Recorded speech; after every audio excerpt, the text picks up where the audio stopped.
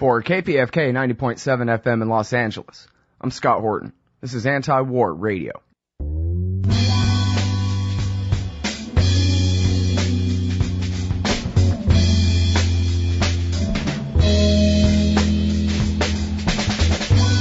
All right, y'all, welcome to the show. It is Anti-War Radio here on Pacifica 90.7 KPFK in LA. I'm Scott Horton. And our guest today is Glenn Greenwald. He's the author of How Would a Patriot Act? A Tragic Legacy and Great American Hypocrites. And his fourth book is coming out at the end of next month with Liberty and Justice for Some, How the Law is Used to Destroy Equality and Protect the Powerful. He also, of course, keeps the great blog at salon.com/opinion/Greenwald. Welcome back to the show, Glenn. How are you? Always great to be back, Scott. Thanks. Appreciate you joining us today. Now, big news came out, late last night, early this morning, that Barack Obama had ordered and apparently successfully gotten the assassination from the sky of an American citizen, Anwar al-Awlaki, in the state of Yemen over there. And you immediately fired off this great essay, The Due Process-Free Assassination of U.S. Citizens is Now Reality. I would note that Barack Obama's, commencement address or whatever for Admiral Mullen, the chairman of the Joint Chiefs of Staff, who's retiring, included many assertions about the guilt of Anwar al-Awlaki and his association, particularly with the Fort Hood shooter Hassan, supposedly with some of the September 11th hijackers and others. So I was hoping maybe we could just start there, and you can tell us what it is that, as far as you can tell, we really do know about this guy, Anwar al-Awlaki, and to what degree he really was an enemy of the United States. Well, here's what we know for certain, meaning things that we know beyond just government claims, government assertions that are unproven and untested. He was considered to be one of the most moderate Arab Muslim clerics by the United States government in the wake of 9/11. In fact, the Pentagon invited him to a luncheon to talk about how best to root out extremism to the United States. The Washington Post gave several columns where he would host chats on the Washington Post page to talk about the religion of Islam and Muslim holidays. And essentially what happened was, over the course of the last decade, he became, like many people, very radicalized against the United States because of all the carnage that the U.S. has left in the Muslim world, the huge numbers of men, women, and children, civilians that the U.S. has killed. And he began preaching against the United States and saying that the U.S. was an aggressor state and that Muslims had no choice but to defend themselves against the United States because they were the target of so much lethal aggression. And so the reality is that the United States began hating al-Awlaki not because of anything he did, but because his sermons were so effective, particularly effective in reaching the English-speaking world because he is an American citizen. He was born in the U.S. and educated in the United States. And so he knows how to speak to Western Muslims, especially. And he would give sermons in English and use the Internet to spread them. And so the U.S. became concerned about the expression of his opinion about what the United States is doing in the world and what Muslims ought to do in response, clearly protected by the First Amendment. You're allowed under the First Amendment to even advocate violence against the government, said the Supreme Court in the Brandenburg case. And so what he was doing was clearly protected speech. And so you couldn't punish him for that. And so about a year and a half ago, it was leaked. And the Washington Post Dana Priest reported the Obama administration has begun maintaining a hit list of several American citizens, at least, whom the president has ordered to be killed, assassinated, without due process, and al-Awlaki is on it. And once that controversy emerged in public, the Obama officials began whispering anonymously to the media that it wasn't just his speeches and sermons, but that he had a, quote, operational role in various plots that originated in al-Qaeda in the Arabian Peninsula, which is al-Qaeda based in Saudi Arabia and Yemen. And there's no evidence presented for this. There's been no indictment of al-Awlaki, which they could have easily done if they really do have evidence. All there is a whispering campaign of anonymous government officials claiming that he's guilty in the media, and that isn't how we try American citizens and find them guilty and punish them with death.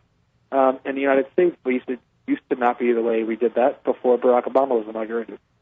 Mm-hmm. All right, well, I wonder, just hypothetically speaking, if he had made YouTube videos saying, yes, I did send the underbomber to bomb the plane over Detroit, and yes, I did recruit the Fort Hood shooter and told him to do it. Is there any circumstance under which this American citizen would basically, in your eyes, have surrendered his right to not be killed by this government by making himself an enemy of the people of this country?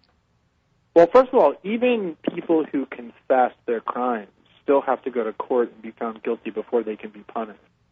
So if there's some individual who, says to 5 friends or even on video, yes, I murdered the girl down the block and the older couple on the other side of the street, you can't then just go in and order the police to go shoot him in the head. You bring him into court, you have him present his confession in court, you examine whether it's voluntary, whether he's sane, whether it's under duress, whether there's some motive for the confession besides just telling the truth, and only once it's examined in a court of law and he's found guilty by virtue of the confession is the state then permitted to punish him. Now, in a case where you're talking about an international conflict, even then you would have lots of questions. For example, if he said, I had a conversation with Nidal Hassan and with Abdul Muttalib, and they asked me as a cleric whether I thought violence against the United States was justifiable, and I told them that I thought it was, given the United States' actions in the Muslim world, that very well could be the kind of opinion that the First Amendment protects. Again, you are allowed to express your view that violence is warranted. If, on the other hand, he's actually engaged in plotting the attacks, laying out the plans for which planes should be blown up, which explosives should be used, recruiting the people to do it, then he has crossed over into an operational role. But the problem is these are very difficult and tricky questions, and we don't allow the president to act as judge, jury, and executioner in the United States. That's the reason we have courts and a system, a process for examining the evidence, evaluating it, and then reaching conclusions beyond a reasonable doubt of someone's guilt before we go in and take their life. Mm-hmm. Well, and in fact, in this case, Barack Obama is acting as the cop and the prosecutor before he's even the judge, the jury, and the executioner. All of this comes from he says so, basically. Correct? Well, that's absolutely correct. There is no other branch of government, there is no other process that is involved. And I should also point out that al-Awlaki's father, about 6 months ago, sued Obama in a federal court represented by the ACLU and the Center for Constitutional Rights. And his father sought an injunction against Obama, asking a court to enjoin the president from murdering his son without due process. And rather than go into court and say, here's the evidence that we have against al-Awlaki that proves his guilt, the Obama administration, the Department of Justice, went into court and said, you, the judge, and the federal courts have no right to even stick your nose into these questions. These are military questions and political questions, not legal, judicial, or constitutional ones. And beyond that, who the president targets for assassination is a state secret. And as a state secret, courts should not risk the disclosure of important classified information by even entertaining this case. And based upon the argument that this is a political and military question, not a legal one, and especially based on the argument that al-Awlaki's father didn't have standing to bring this suit, but al-Awlaki had to bring it himself, the judge threw the case out. So there was an opportunity brought to the Obama administration to present their evidence in court, and they hid behind a bunch of procedural claims as to why courts had no right even be involved in these issues. So if it's the case, as lots of Obama supporters are claiming, that there's all this evidence that we just haven't seen, but that the Obama administration has, proving that he was actually an operational terrorist rather than just a preacher whose sermons the U.S. didn't like, that's all the more reason why the U.S. could have and should have indicted him. There is nothing easier in the world than to go into federal court. Indictments in general are extremely easy to get, but when a federal prosecutor goes into court and tells a grand jury that this is a dangerous terrorist who is plotting to attack American civilians overseas and at home, there is not a grand jury on the planet who will not indict that person if you show them just a small amount of credible evidence. Well, now, let me ask you, I'm sorry to ask you to speculate, but I will ask you to speculate. Do you think that they're not doing this, taking the case to a grand jury, because, say, one, for example, they just don't have the evidence? Really, they just want him because they don't like the way he speaks, and when it comes to assertions about, for example, putting Abdul Muttalib on the plane, they just don't have it? Or is it that in that Scooter Libby, David Addington, Dick Cheney way, they're determined to set the precedent that Obama can kill American citizens if he feels like it? Yeah, I think it's the latter. I mean, the question was often asked about Dick Cheney and George Bush. Why did they go and eavesdrop on Americans without warrants required by law? All they had to do was go to Congress. Congress is completely subservient, would have given them anything they wanted, would have changed the law to whatever they wanted it to read, and they would have happily said, you can spy on whoever you want without warrants. Why didn't they just go to Congress? Why did they break the law? And the answer was because they wanted to establish the precedent, as you said, that they didn't need Congress's permission or the court's permission to spy on people and eavesdrop on people. They could do it on whoever they wanted. The same exact question and answer is applicable to the question about why Obama didn't go to Congress at the very beginning of the war and ask for an authorization or a declaration of war against Libya, given that Republicans and Democrats were both pushing him to get involved in that war, and Republicans were actually accusing him of not doing it quickly enough.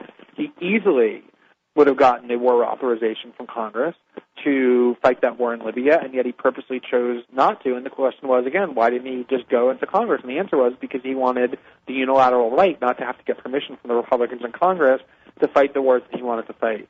And I think that's exactly the same here, is they believe that they have the right, and they've demonstrated that they believe this over and over and over again, to target anyone they want, anywhere in the world, without showing anyone any evidence, in complete secrecy, and target that person for death, off a battlefield, far away from a battlefield. Now, obviously, if, combatants are on a battlefield and they're engaged in a shootout, or they're wearing a uniform of an enemy, and they're fighting a military, obviously the U.S. has the right to kill anyone on a battlefield that it's fighting against. Every nation has this right, including American citizens, without due process. What we're talking about here are people far away from any battlefield, not wearing any uniforms, no indicia of engaging in actual combat. And the Obama administration believes it has the right and wants to keep the right for itself to kill anybody it wants, anywhere in the world, at any time, without doing anything other than having the president order that it be done. And that includes American citizens. And I think that's the reason that they didn't go against that. Mm-hmm.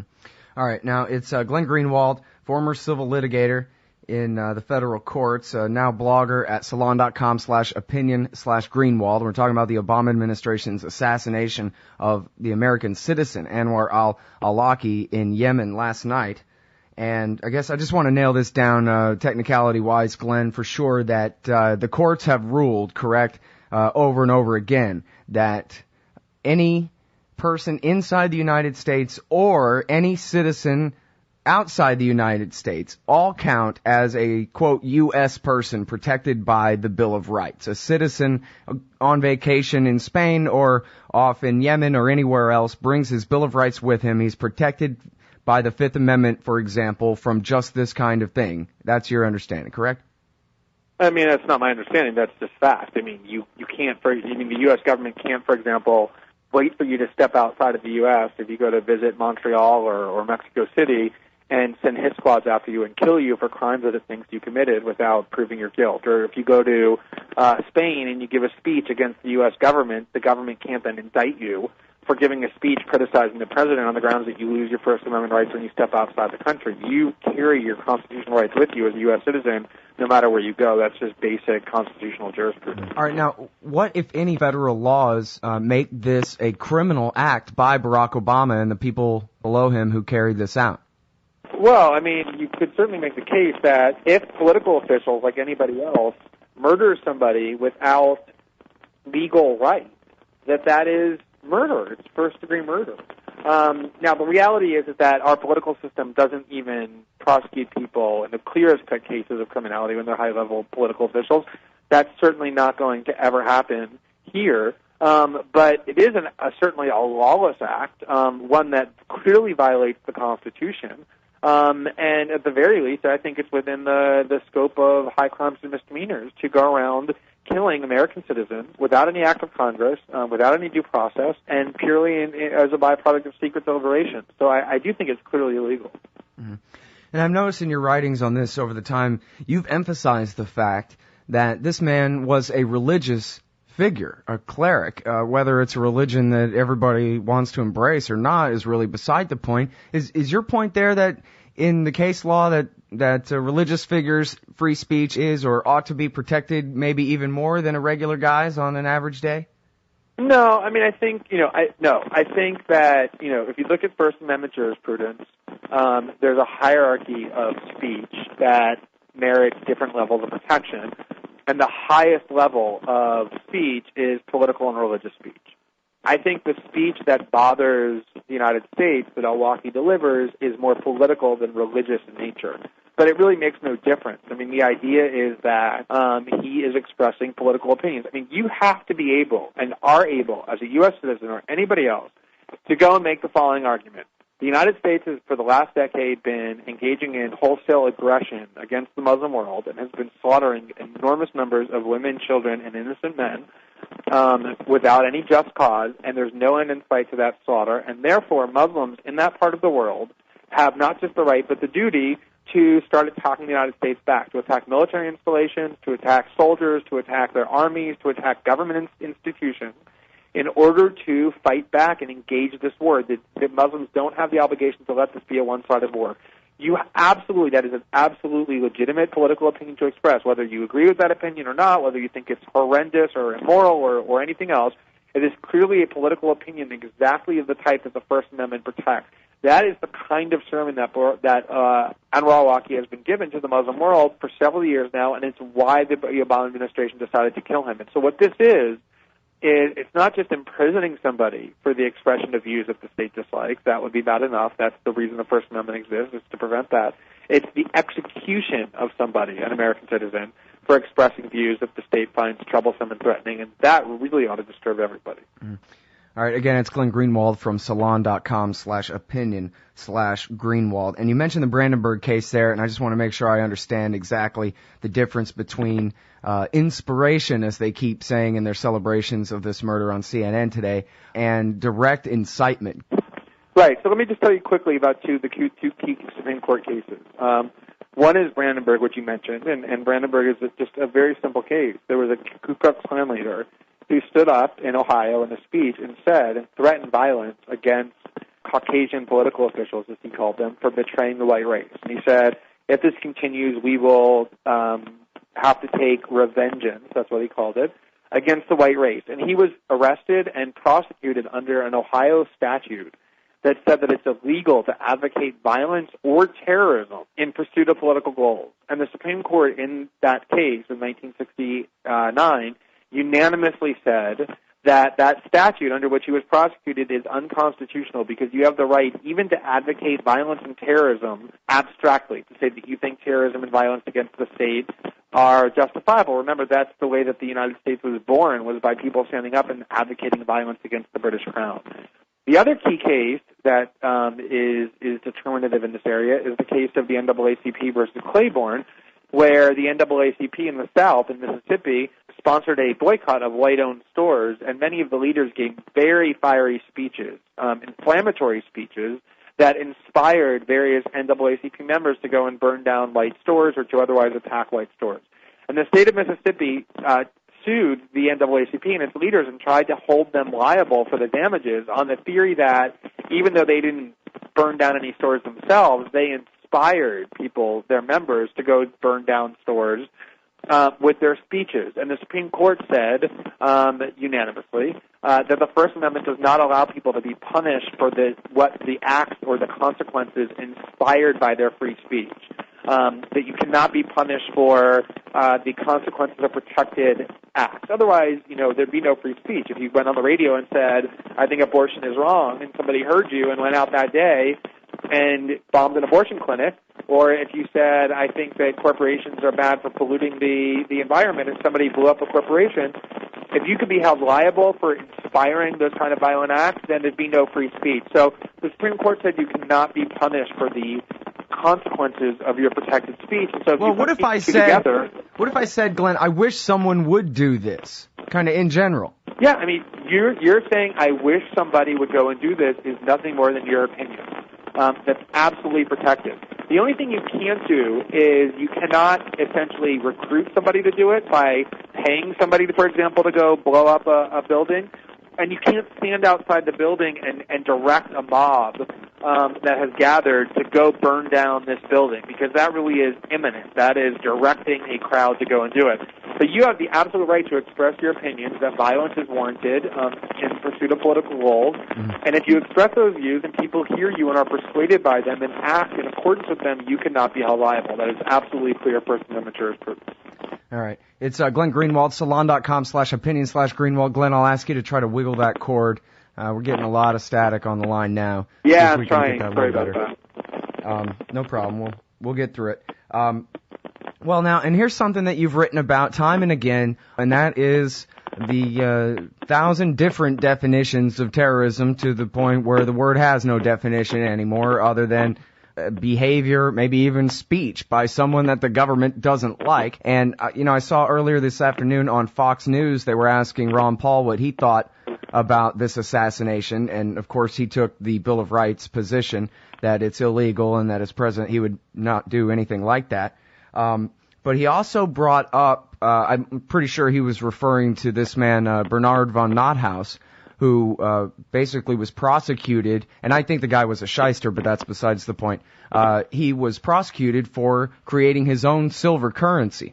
And regardless of how guilty he was or wasn't on those charges, at least they gave him a trial, at the end they said that this was terrorism, that trying to create a competing currency against the American dollar is terrorism, and how this term can really be used. We saw the RNC 8. I know you were there during some of that melee, and some of those people are being charged with terrorism. And this really is, it's not really hyperbole, is it, Glenn, to say that this could be used against American citizens here in this country or abroad on a much more frequent basis from here on with this precedent set. Am I right?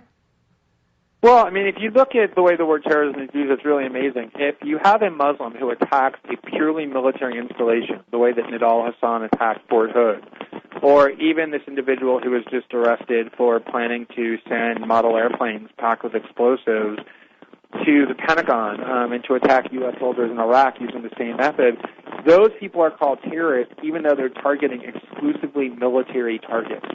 By contrast, the United States repeatedly kills civilians. And, of course, you could never describe them as being terrorists, or Israel and Gaza that purposely defined legitimate targets to include not just Hamas but civilian infrastructure that supports Hamas, or the U.S. and Libya bombing, NATO and Libya bombing government buildings. None of that is terrorism, even though it's clearly aimed at civilians and civilian buildings, and yet Muslims who engage in violence on military targets, that becomes terrorism. So the word has been completely impoverished of all meaning. It's completely manipulated as a result. But you're right. I mean, if you look, for example, at the way the Patriot Act has been used, the Patriot Act, of course, was justified in the name of terrorism back in 2001.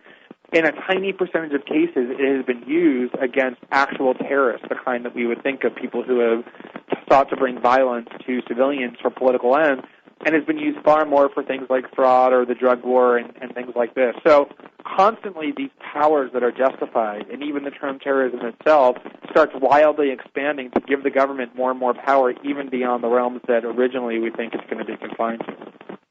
And now, a little bit about the reaction to this killing here. I'm sure that you must not have been surprised, but had to have been a little bit shocked to see Obama's supporters coming out to defend this much worse action compared to, say, tapping our phones or just kidnapping and torturing people. This is actually killing them. All the things that were bad when George Bush did it are just fine when Obama does it seems like. Well, it's not just the fact that the policies are so comparable, and you're right. I mean, look at the controversy that ensued when George Bush sought simply to eavesdrop on the telephone calls of citizens without due process, or to detain them in prison without due process. The Democrats and progressives in unison, stood up and said this is tyranny, and he's shredding the Constitution. Here you have Obama not merely eavesdropping on or detaining American citizens, but ordering them killed off a battlefield without due process, and many, many of his supporters are vigorously defending it. But what I find even more disturbing is the fact that if I was somebody who criticized Bush-Cheney terrorism policies for many years, and what it would ultimately come down to was that the people defending those policies, Republicans back then, would always resort to or collapse to the same rationale, which is, look, we are in a war. These are terrorists you're talking about, people in Guantanamo, people who are being tortured, people who are being eavesdropped upon. And therefore, we have to stay safe. That has to be the first priority, and so I'm glad Bush is doing what he's doing. Now, of course, it would beg the question, because whether they were terrorists was exactly the question that wasn't being addressed because they were being denied trials, but that was the argument they would resort to. If you look at the way Obama defenders are defending this assassination, it's verbatim the same thing. We're in a war. He went and joined the other side in the war. He was a terrorist in al-Qaeda. He got what he deserved. Now, of course, they have no idea whether or not that's really true, but for them, the fact that the president said so, just like the fact that Bush accused people in Guantanamo of being terrorists, is enough for them to believe it's true. Basically, we're in a state, and it's a pure authoritarian mentality, where the minute the government utters the word terrorist and points at somebody, huge numbers of people start screaming, kill him, kill him. And, you know, Republicans were the ones leading the chorus back when there was a Republican president. Democrats are now the ones leading the chorus now that there's a Democratic president, but the mentality and the behavior is indistinguishable. All right, well, and to try to leave this interview on a positive note, Glenn, I wonder if you can tell me if you think there's a ray of hope from there in the political realignment on the other side. Basically, everyone who is anti-American citizen assassination on one side and the war party on the other. And I don't know if you saw this interesting set of remarks in the American Conservative magazine by Ralph Nader saying about Ron Paul, and I'm not plugging for him on the show today, I'll save that for my other show, but the point is about priorities. And Ralph Nader is saying, look at what we have in common: opposition to empire and war and this kind of thing, this sort of assassination, opposition to the erosion of our Bill of Rights and the Patriot Act and all the rest of the things that flow after that, and, of course, opposition to bankers and corporate welfare, etc. And according to Ralph Nader, this is the basis of a new coalition, a new big tent that ought to be put together. And I wonder whether you really hold out hope that we could actually do that. Maybe even realign the two parties, where one of them is the war party and the billionaires on welfare party, and the other party is everybody else.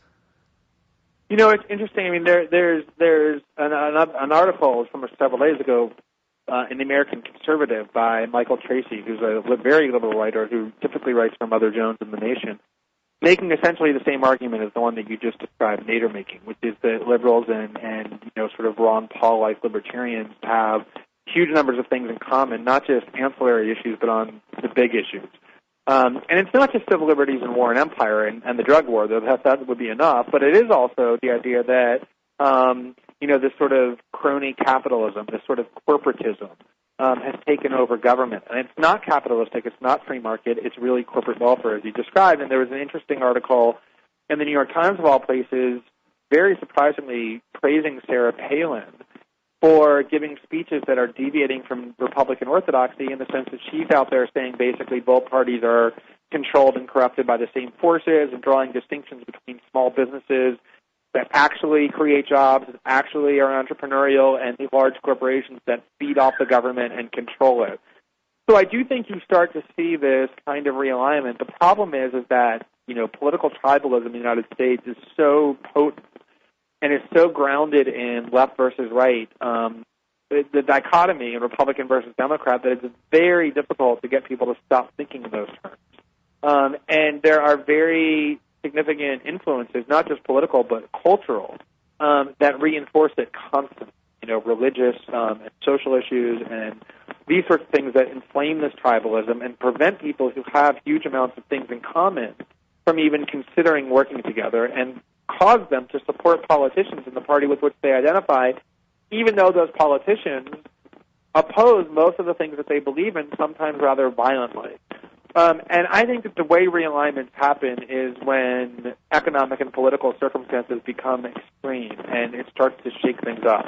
And the United States political culture and its economy is nothing if not extreme right now, and so I do see a greater possibility for that to happen than I ever did before. Right on. Great to hear it, and a great point to leave it. Thank you very much for your time today, Glenn. All right, Scott. Always good talking to you. Everybody, that's the great Glenn Greenwald. His new book is called With Liberty and Justice for Some: How the Law is Used to Destroy Equality and Protect the Powerful. It's coming out at the end of next month, but you can pre-order it right now at Amazon.com. And please check out his great blog, absolutely indispensable. Glenn Greenwald at salon.com/opinion/Greenwald. We're all out of time. In fact, we're over time. Thanks very much for listening to the show tonight. It's been Anti-War Radio. I'm Scott Horton. Keep all the archives at antiwar.com/radio. See you next Friday.